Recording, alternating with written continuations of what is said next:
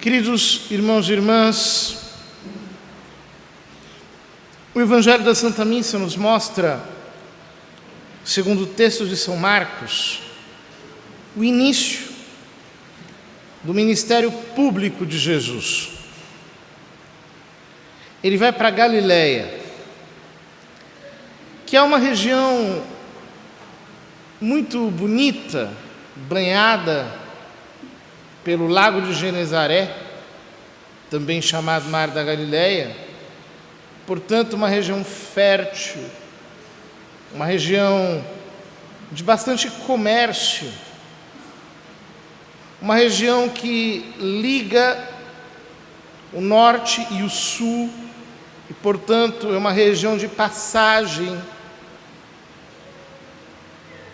para qualquer um que trafegue por Israel.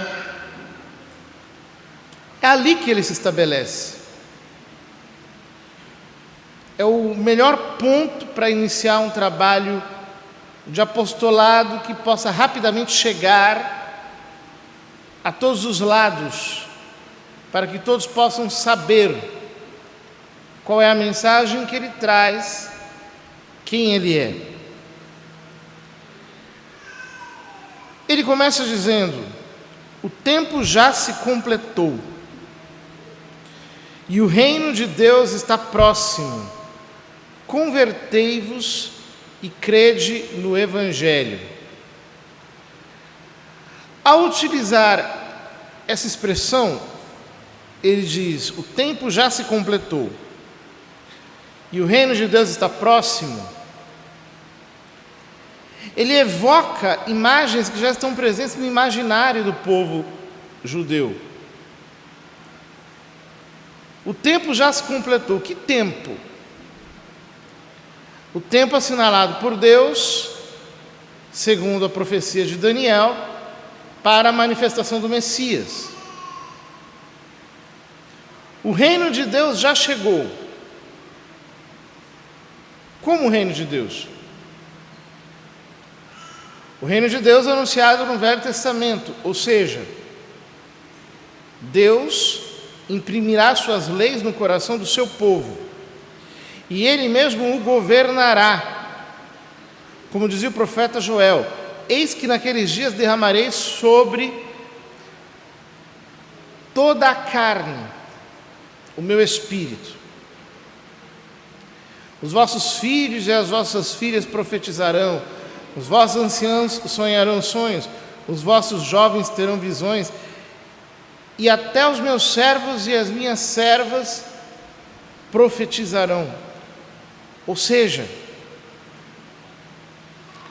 ele está falando daqueles dias messiânicos, que todo o povo de Israel anseia chegar. Mas, tendo em vista que o tempo já se completou e o reino de Deus está próximo, qual é a conclusão prática? Qual é a conclusão moral? Convertei-vos e crede no Evangelho. A palavra convertei-vos, em grego é metanoite, que significa literalmente: ultrapassem o nível da vossa inteligência, do vosso entendimento, o limite da vossa mente. Mudem o pensamento. Vocês precisam sair desse limite e começar a crer no Evangelho, o qual não consiste em palavras, como diz São Paulo, mas em força, em poder. Ou seja, não é um conjunto de informações apenas, é uma realidade que se estabelece em nós. É a própria graça divina que nos alcança e que transforma a nossa vida, através da salvação operada por Jesus. Ora, Passando à beira do mar da Galileia, Jesus encontra Simão Pedro e André, que estavam consertando as redes, estavam lançando as redes ao mar, porque eram pescadores.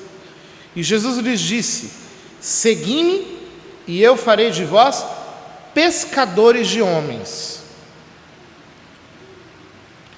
Ora, essa imagem que Jesus utiliza, partindo da profissão que eles exercem, é muito sugestiva. Ou seja, Jesus está dizendo: assim como vocês pescam peixes e retiram os peixes da água e os extraem do mar, e quando vocês fazem isso, os peixes morrem, porque vocês os retirando da água, eles perdem a sua vida. Do mesmo jeito, eu farei de vocês pescadores de homens. Ou seja, os homens estão mergulhados na sua vida natural. Eles estão impregnados do mundo e de tudo aquilo que o espírito do mundo pode oferecer. Eles estão embriagados com o progresso da sociedade, com o avanço da tecnologia, com as descobertas que os homens fazem, com a propaganda da ciência. Eles acham que isso é o seu universo, eles não sabem que há algo sobrenatural, algo que está acima daquela natureza que eles possuem, tais como peixes mergulhados nas águas.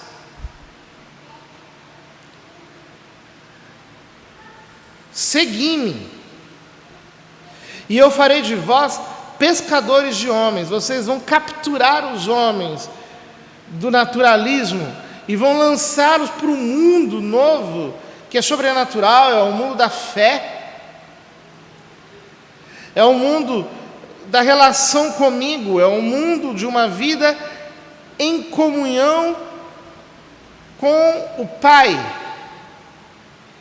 E eles então vão descobrir um mundo novo, morrendo para a sua vida natural e ressuscitando para a sua vida sobrenatural. Com isso, Jesus assinalava qual é a missão do apóstolo, qual é a missão do pregador. Nós vemos um exemplo muito claro disso na primeira leitura. O profeta Jonas recebe de Deus a missão de pregar a Nínive, que era uma cidade corrompida, pecadora.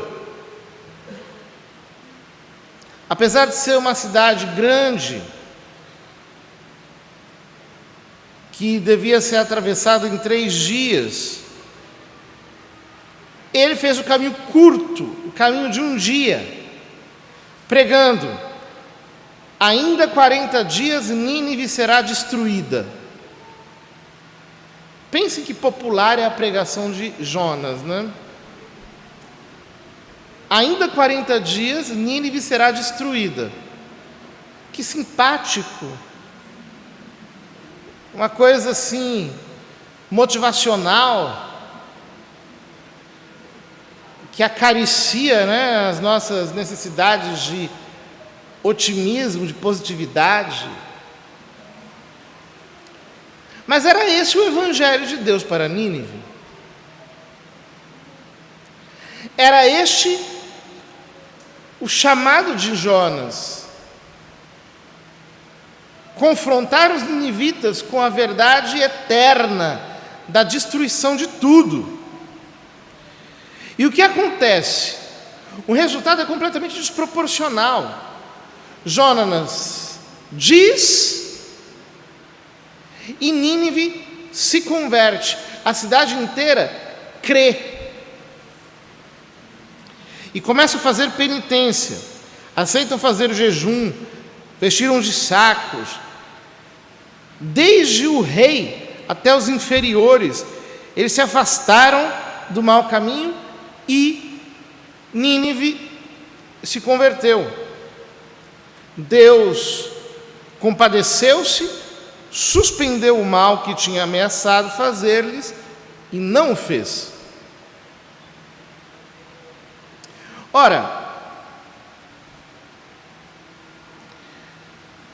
nisso nós vemos o quanto a nossa missão apostólica, a nossa tarefa de apostolado não depende de nós apenas, ou depende num nível muito pequeno. Ela é uma obra divina. Nós sabemos que Nínive era uma cidade cruel, a qual, inclusive, depois de 100 anos, foi realmente destruída, porque decaiu no pecado, conforme lemos no início da profecia de Naum. Jonas não acreditava que Nínive seria capaz de se converter. E isto era algo tão forte no coração dele, que ele fugiu da presença do Senhor e foi embora para escapar do seu chamado. Foi então que ele foi engolido pelo peixe, foi vomitado na praia de Nínive, e então começou a pregar.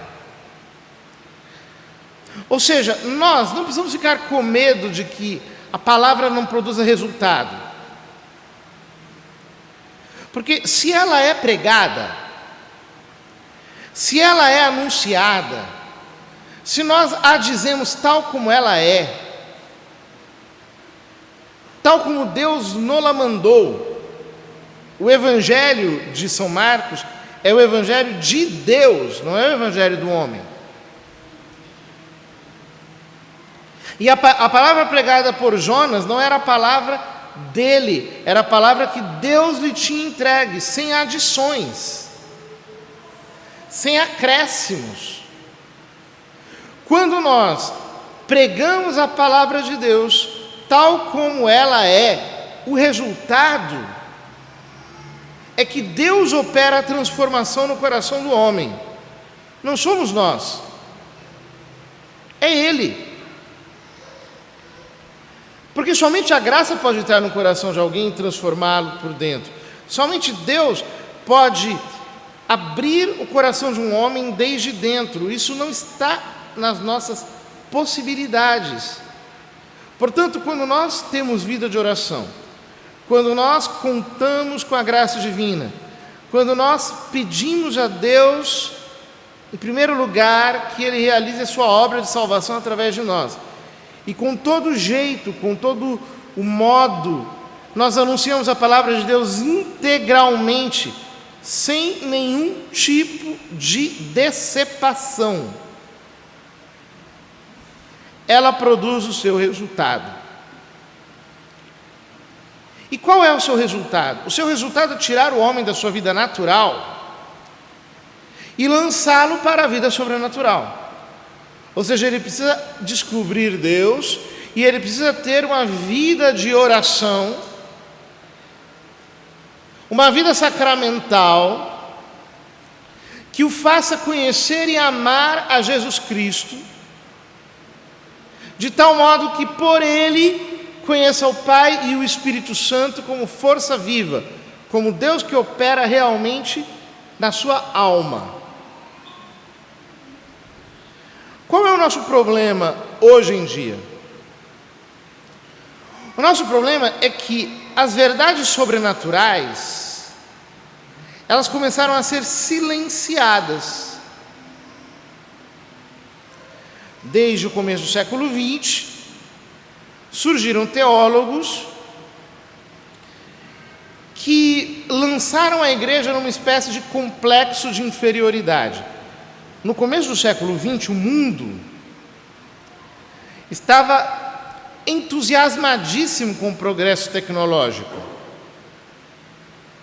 Pensem, por exemplo, que começou a surgir a rede elétrica. Então, as cidades que à noite eram lançadas à escuridão, no começo do século XX começaram a ter luz e começou-se a haver uma aurora durante a noite. Depois já havia algum tipo de automóvel, isso foi se aperfeiçoando. Já se falava um pouco em avião. Já havia, por exemplo, sistema de água encanada, então havia banheiros nas casas, coisa que não havia até então.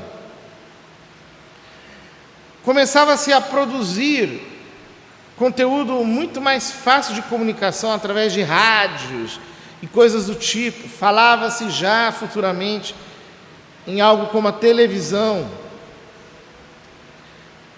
Os sistemas de transportes cresciam, as distâncias iam diminuindo, a eficiência ia crescendo no mundo. Então, as pessoas estavam completamente embriagadas de progresso tecnológico e olhavam para a igreja como se ela fosse uma estrutura paleolítica, antiquada, lenta, com uma geringonça gigantesca, com suas leis imutáveis, com sua moral tendo princípios permanentes, com seus dogmas, com a sua liturgia de corte digna, solene. E tinha uma aversão por isso.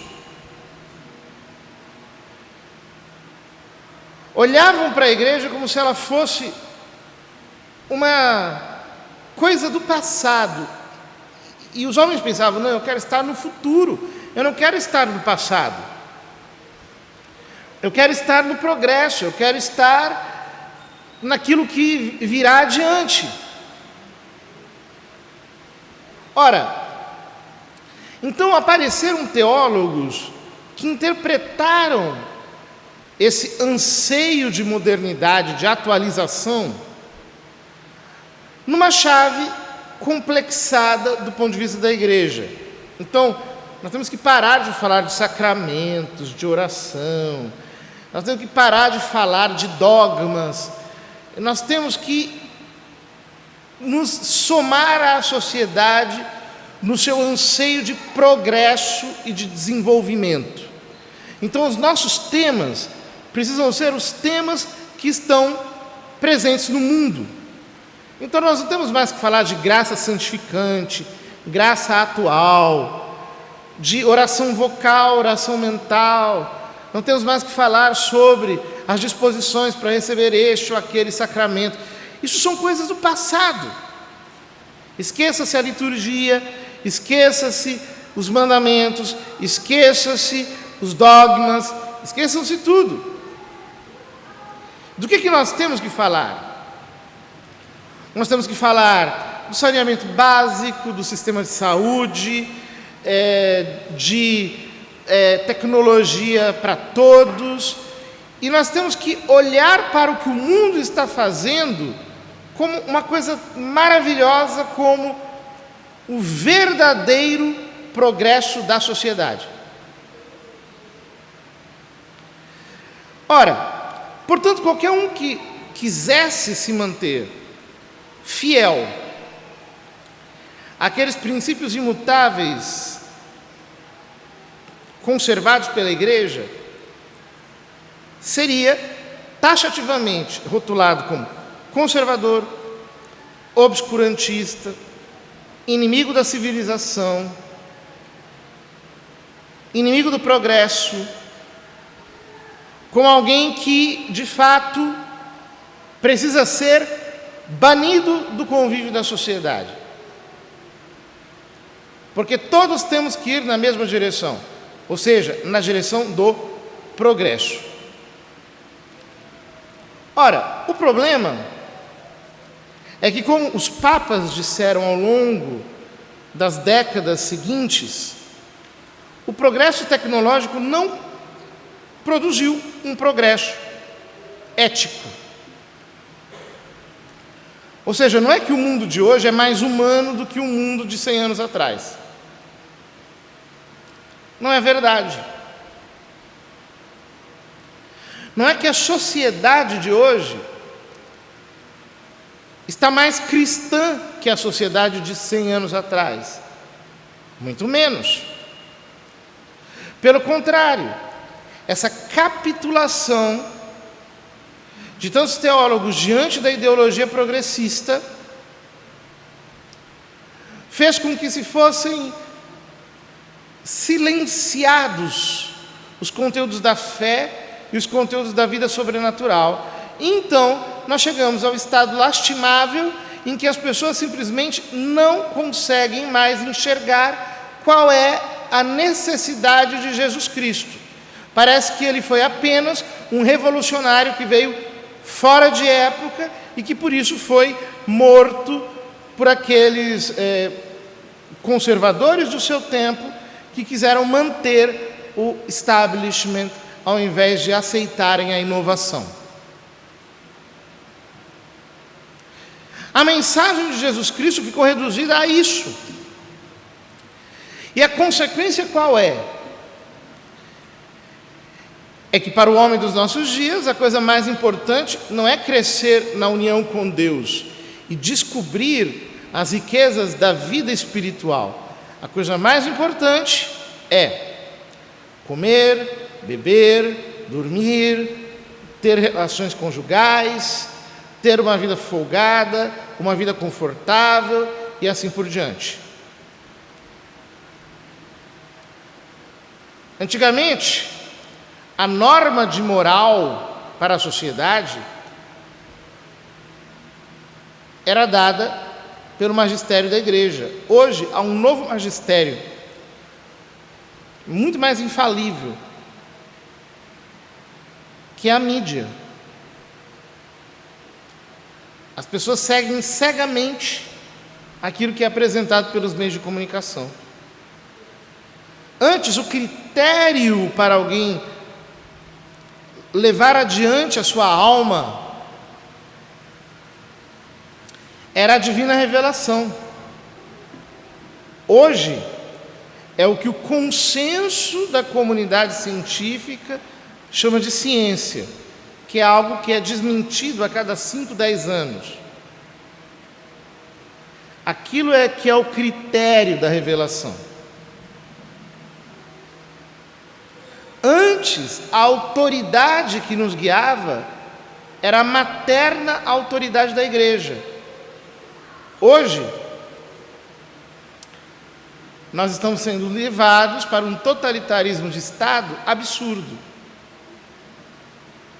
em que, inclusive, a nossa vida religiosa é determinada pelas autoridades civis. Ontem, por exemplo, em Portugal, foi suspenso o culto em todas as igrejas, por determinação do Estado. Suspensas todas as celebrações eucarísticas.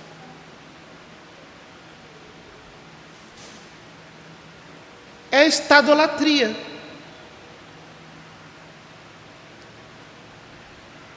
Essa semana nós tivemos assim a chegada das vacinas aqui no Brasil.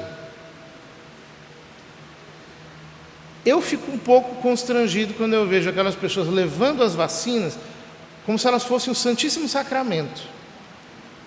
Aquela procissão, aquelas homenagens, aquela coisa, como se fosse alguém, e não uma substância que vai ser lançada no corpo, que tem a sua importância, que pode ter seus efeitos colaterais ou não, que pode preservar, mas também pode trazer um risco de algum modo ou de outro.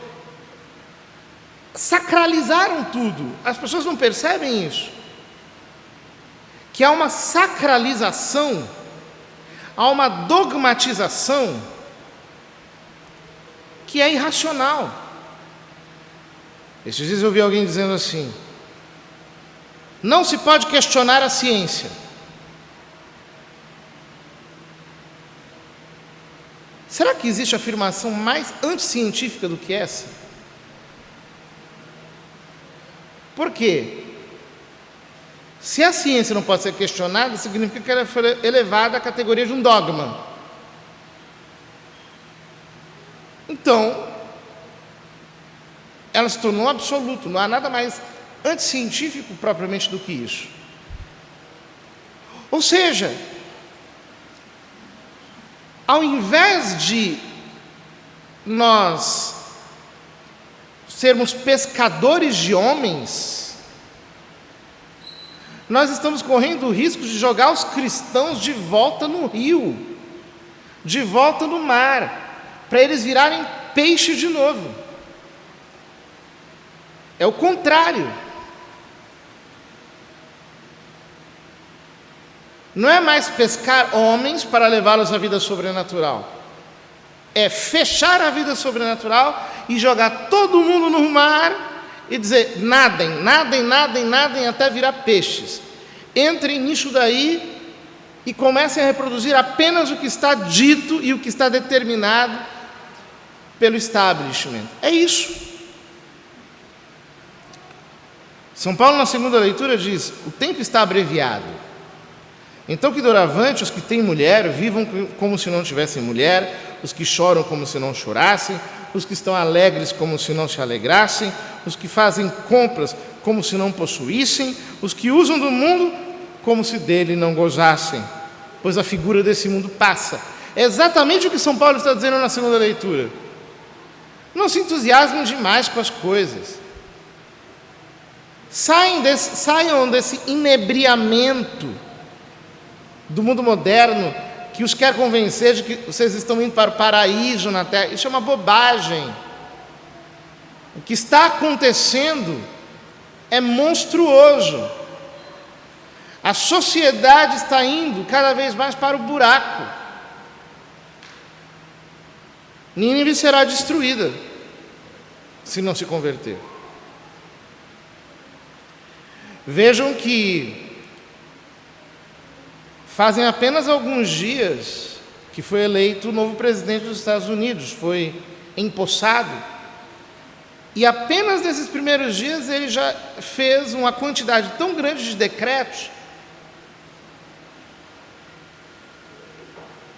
tornando os banheiros de gênero como comuns nas escolas das crianças, favorecendo a comunidade LGBT, tirando o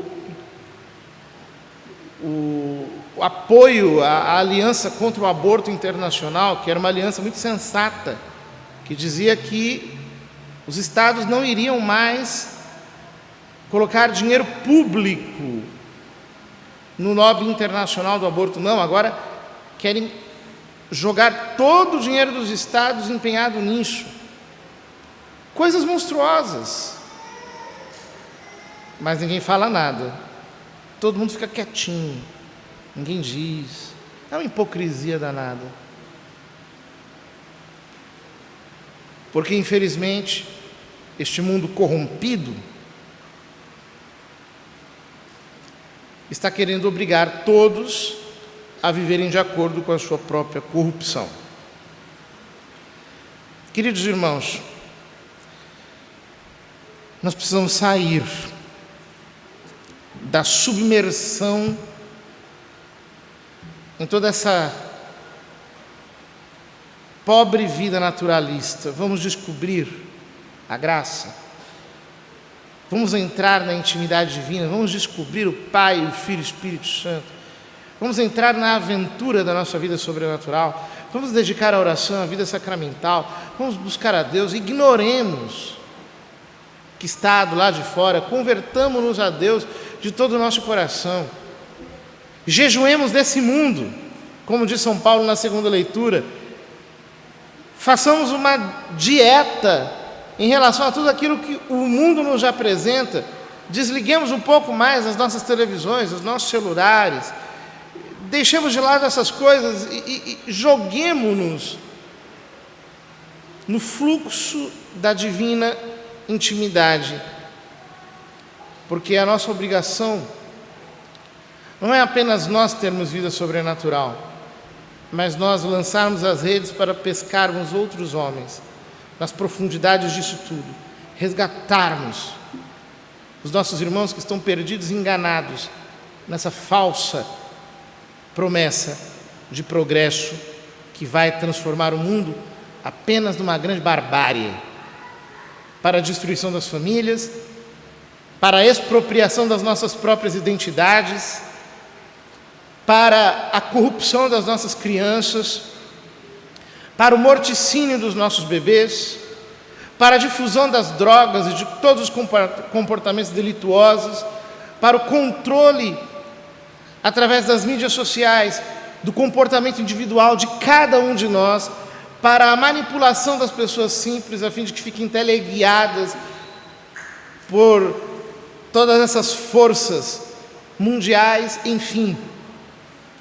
Nós precisamos resgatar os nossos irmãos da submersão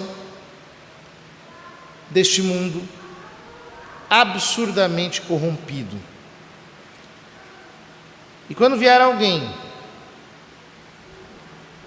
na esteira desses teólogos da primeira parte do século XX, que depois se foram propagando até os nossos dias, querendo divinizar o progresso humano e menosprezar a fé da nossa santa religião católica, deixemos falando sozinhos, porque de fato isso não é o Evangelho e eles não merecem a nossa atenção.